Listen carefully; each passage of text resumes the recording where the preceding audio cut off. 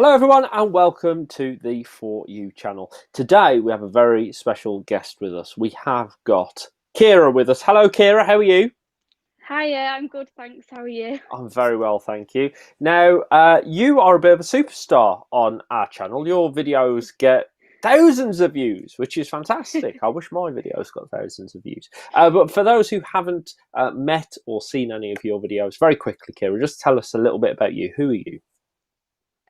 So I'm 22. I had an accident 8 years ago, and it subsequently meant I've had my arm amputated. Oh dear. So yeah, that's what I talk about really. Okay, so well, can we just let's just go for the elephant in the room, shall we? Let's just talk about it and see what's going on. Now, if you do hear like what sounds like a cuckoo clock going on in the background, which you may have just heard, you may have not, I apologise about that. We have a 5-month-old puppy, and we've put a doorbell on the back door so that when she needs to go out, she can just press that rather than leaving us a little present on the floor. So I apologise if you hear random cuckoo noises in the background. But without more distraction from our little puppy, tell us what happened with you all those years ago, Kyra. So we were at the caravan in Porthmadog. I went for a walk with my friends and my sister, and I wish I could say it was a really big dog, but it wasn't. We had a whippet at the time. Right? Um, And then the plastic retractable leads, like the ones that stretch out. I know them So very well. I put my left wrist through the plastic instead of holding it because I was obviously texting Bear Boys or something. Of Like course. I all the priorities. And then I yelled, "Oh, squirrel," because it was like right at the end of the road. My dog chased it. I passed out completely. Like I woke up, we'd gone like down the road, round the corner, round the next one. Wow. Um, I broke my wrist, and then it was like a standard break. And then when it came out of cast, I was in way more pain than I'd ever been in my whole life. Uh-huh. And yeah, went on a really weird 8 year journey of having no feeling in my arm and it being almost paralyzed to I couldn't touch it, couldn't get rain on it, couldn't sweat. To now opting to have it off, and having a solid year of just like an amazing life. Wow. Wow. So can I just take a step back? You say this was a whippet. Was it a pure breed whippet, or was this like a whippet crossed with, I don't know, a horse? Because to take, I mean, that must have been some squirrel it was going after.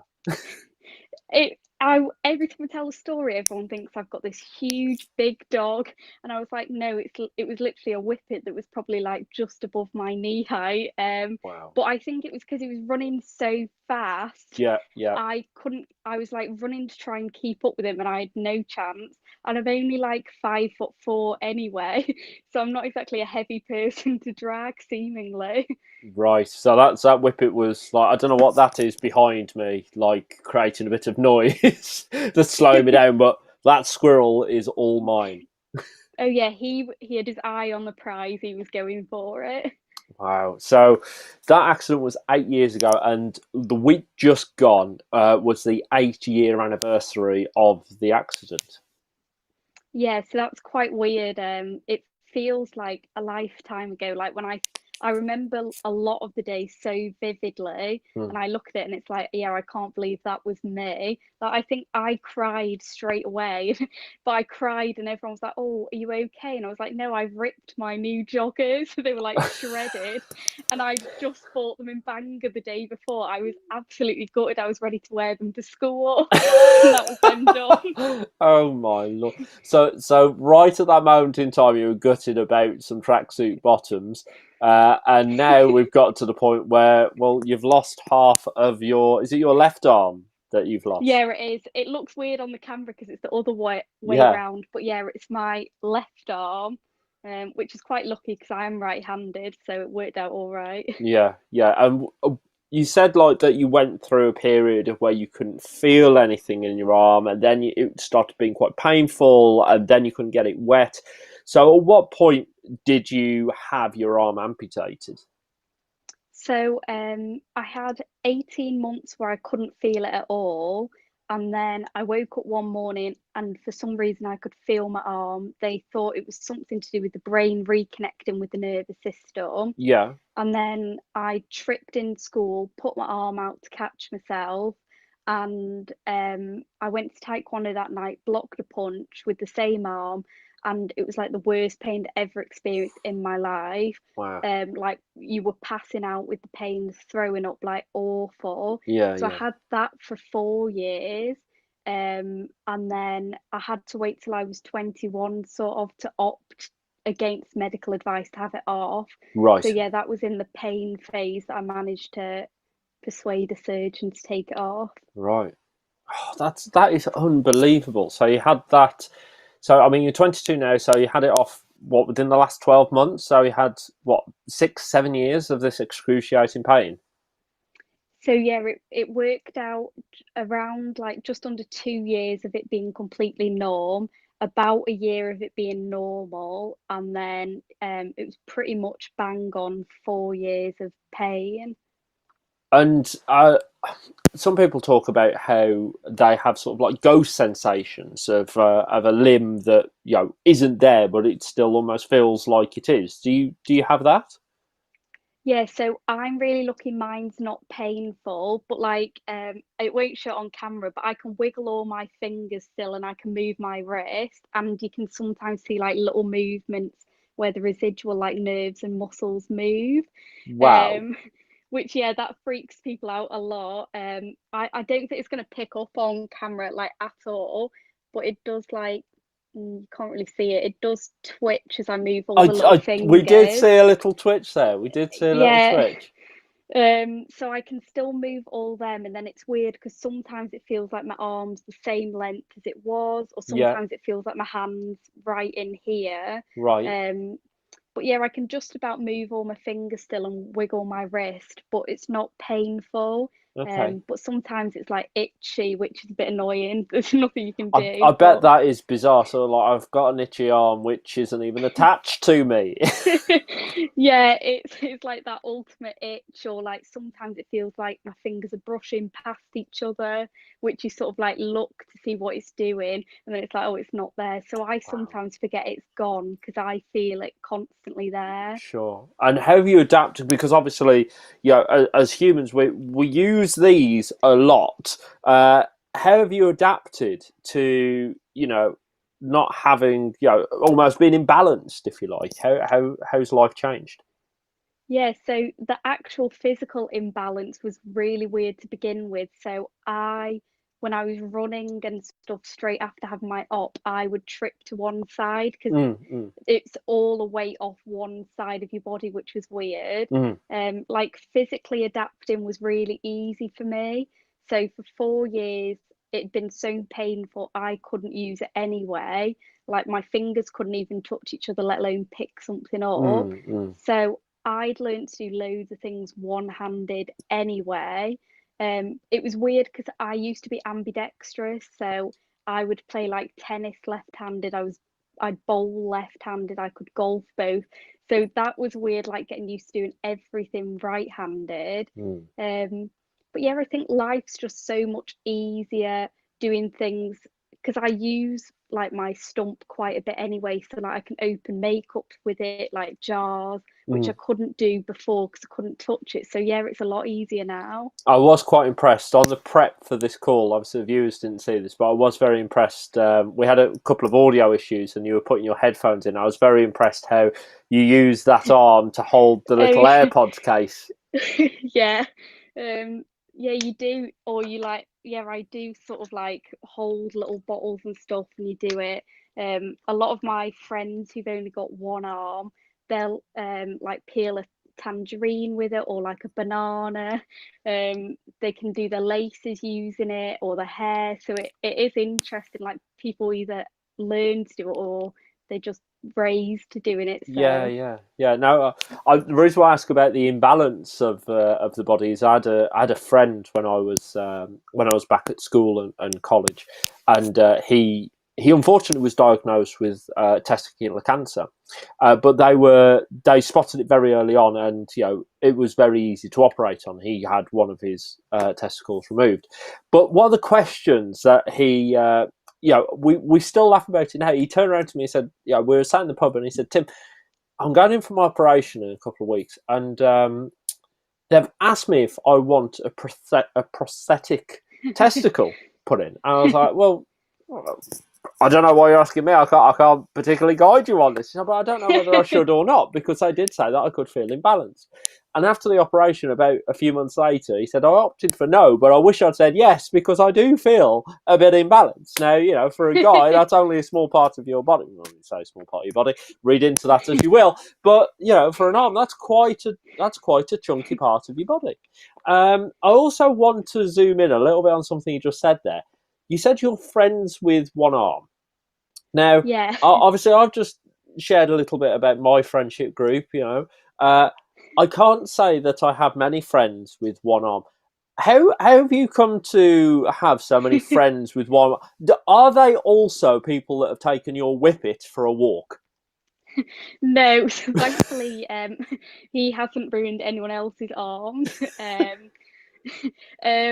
Yeah, it was really weird. So when I had the arm, but I didn't have like a visible disability, I sort of only knew of people through maybe like the hospital, Mm. or like I had one customer came into work once and she had the same condition as me.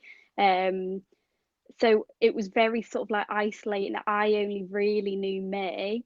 And then when I had my arm off, or just before, the hospital set me up to meet someone who had the same condition as me, but that the amputation hadn't worked for them, to give me a sort of like a Wow. worst case scenario, because you are going against medical advice. So I met Martin, and that was the first sort of person I'd met who had my condition and then had one arm.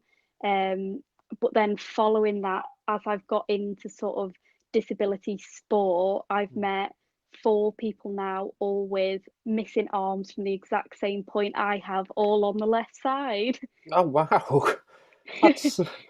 I won't go into the chances of that, or if you had any part in making that happen. I'm not going to ask that question. But you bring up sport, which very nicely brings me on to looking forward in this interview. And 2024 is hopefully going to be a big year for you. Yeah, hopefully. So I like to dream big in life. So I did taekwondo when I was able-bodied. That was like I did most sports, but that was my main sport. Mm. And I got sort of lucky when I had my arm off. My mum had messaged an athlete I'd met at the 2014 Commonwealth Games. Hmm. Um, and I'd sort of tracked his career. She messaged him and he came to see me at the hospital, which was amazing. Like, Wow. she was sort of expecting a card. He drove something like 3 hours with his girlfriend to come and see me. Wow. Yeah, lovely guy. So that was Mark Dry, the hammer thrower, and I said, so he came the day after my operation, so I was very high on morphine. I think I slept through most of his visit, which was so rude. Um, but I basically said to him, if I'm in no pain, I will be going back to Taekwondo. That's what I've missed the most, other than sleep. Mm. And he happened to know that one of the GB athletes, Damon Samson, and he knew Andrew Deere, the para coach. So Mm. he was like, if you want me to put you in touch with people, and it ended up being that Andrew added me on Instagram. I sent him a message asking how I could get into Taekwondo as a disabled person, and he sorted me out with a GB team. So now I get to go up there and train with them as like a guest. So I'm hoping that I get to I get selected to go on the cycle for 2024. Mm. Wow. So, well, fingers crossed, not only that happens for you, See what I did there? Nice little plug there for you. But also that obviously, the reason why the For You channel started off was, of course, because of the pandemic, and we wanted to bring a load of content together to help other people, which you have obviously helped us do, Kyra. So a real big thank you for doing that. But also, hopefully, not only will you be there representing us, but also that the Olympics will happen in 2024, because of course 2020 hasn't happened. Yeah, I think it's a shame because I've been in and around GB, and you see how much work everyone puts in, and it's everything, especially because it's a sport dictated by weight. So everything they eat, everything is so like closed in on, and then to set yourself up for a 4 year cycle and then to have to make it a five, yeah, I don't envy any of them all for that. So No. it's a bit, but it's very much like Corona at the moment. Everyone had plans, people have had weddings planned and things like that, and everything's sort of like, yeah, it's out of your control now. Yeah. It feels like this year's gone by in a blink. In the blink of an eye, it feels like just, yesterday we were having that news briefing saying that the UK is going into lockdown and many countries around the world are going into lockdown. How have you found the last few months? What impact has coronavirus had on you? Um, so I found it sort of a bit of a weird balance. So I found it really hard from some aspects. I'd say I'm quite a social butterfly. Hmm. I'm that person who goes into like a silent canteen, and I'll manage to get a conversation with someone. I can't sit in silence. People call me Amen. yeah, people call yeah, I can't do it. People say I'm gobby, but that's how I describe myself. I can't. I'll even mention like what you're eating, anything to start a conversation. Mm. So from that perspective, it's been hard because I'm now in a house with three people, and there's only so much conversation when no one's leaving the house you can really have. Mhm. Um, but then it's been good in some ways. I missed being able to train with people, and taekwondo sort of put on hold. But I was really lucky. My parents have got a number of greenhouses, Right. so we took all the tomato plants out of one, which Mum was fuming about, but she made the sacrifice. And then we put taekwondo mats in. I got a kick bag, and we've made it a little gym. So I think I'm coming out of lockdown a lot stronger with taekwondo because I've been Mm. able to dedicate a lot of time to it. So it's a bit mixed. I don't think I would wish another lockdown. No. Um, No, I mean, we can all, try and guess what's going to happen in the future. That there's different signs, and you can read the data in so many different ways. Is there going to be a second lockdown? We still don't know. All that we can hope for is that we work out a way to get out of this crisis, and whatever that new normal is, that we can find that new normal quickly and safely. Yeah, I think people have already shown, or a lot of people have shown, they can adapt to something that is very new to them. Hmm. I think people have shocked themselves at how they've picked up like new skills, new hobbies. People have done stuff they haven't done in years because they've always said they haven't had time. Mm. And I think it'll be interesting. There'll be a shift, I think. People spending more time with friends, family, and stuff like that. It's sort of put your priorities in perspective. Hmm. But yeah, the new world's going to be an interesting one. Certainly is. I think the one thing I've taken from all of this is to never take tomorrow for granted. Yeah, so I think that's one thing me and my family live by a lot. Um, with my arm, I'm not guaranteed that it won't come back. So like I could get something like a paper cut on my other hand, or I could stub my toe, and it can happen. That's just like how it is with the condition. Mm. So we see everything as like you live each day to your best. If you want to do it, you do it now. And I think that's what Corona's sort of taught people, like you might have put off before going to see people, you couldn't be bothered, and Hmm. now it's like, well, yeah, I'm push myself for that day to go and see someone or do something I didn't fancy Exactly. doing, because you might not you might have 6 months isolation. Exactly. Well, even longer. 12 months, 2 years. we just don't know. So yeah, Um, I think that's very true. Kyra, it has been an absolute pleasure speaking with you today. Thank you so much for joining me today, and also for the 2 videos that you've shared with us on the For You channel. If you haven't seen Kyra's latest video, Kyra looks back on the anniversary. It was Kyra's anniversary of accident, where she took the world's largest whippet for a walk. I have to ask one final question now before we do sign off. The whippet. Is the whippet still around, and what is his or her name? He's not anymore. He was an old dog at that point as well, which You do- makes it even worse. It was my childhood dog. Oh So no. he must have been about 9 or 10 at the time. So he was an old dog. But no, he was called Woody the Whippet. Woody the Whippet. I was expecting you to call him Popeye or something like that. But No, I think he was named after Woody from Toy Story or something like that. of course. One of Willow's puppy friends around at the puppy classes is also called Woody, for that Oh, exact same reason. we've got Kyra, a cat called Willow. oh, how about that? Yeah, this is very bizarre. Very bizarre. Well, as you can hear, Willow hasn't interrupted the rest of this interview, thankfully. But Kyra, thank you so much for joining us today. We wish you all the very best for 2024. There's a lot of time between now and then. Are you up for doing a few more videos for us on the For You channel? I think I can squeeze a few in between then and now, yeah. Fantastic. Well, make sure you do hit the subscribe button on our channel. And coming up on the channel this week, Lottie, our laughing yoga coach, is back, and we've also got another meditation class from Rick as well. So if you are looking to get back in touch with yourself, need a bit of grounding, there's already 3 fantastic meditation classes from Rick on the channel. The 4th one is coming up for you this week.